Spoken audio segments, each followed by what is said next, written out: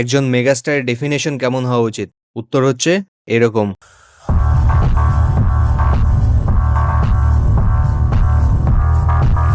সেই সময় প্রায় মধ্যরাত। শাকিব খান তার আপকামিং মুভি রকস্টারের জন্য শুটিং করতেছিল পূর্বাচলে। আর এই খবরটা লিক হওয়ার পরে মানুষের ভিড় লেগে যায় সেখানে। লিটারালি কয়েক হাজার মানুষ মধ্যরাতে একটা হিরোর শুটিং দেখতে আসে। আমরা শুধু এরকম গল্প সাউথের স্টারদের নিয়ে শুনেছি, আজকে বাংলাদেশের স্টারের জন্য দেখলাম। আর এইরকম ক্রেজ বাংলার কোনো হিরোকে নিয়ে আর কোনোদিন দেখা যাবে কিনা তা নিয়ে আমার যথেষ্ট সন্দেহ রয়েছে।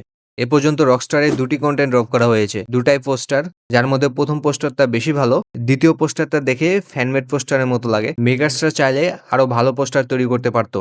কিন্তু আশা করা যায় মুভিটা ভালো হবে। মুভিটার শুটিং অনেক টাইম নিয়ে করা হচ্ছে।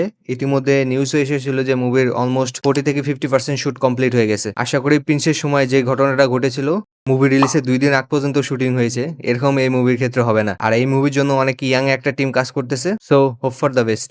এরকম আরো ইন্টারেস্টিং ভিডিও এবং শাকিব খান রিলেটেড কন্টেন্ট পেতে চ্যানেলটা সাবস্ক্রাইব করুন। এতক্ষণ পর্যন্ত দেখার জন্য অনেক অনেক ধন্যবাদ।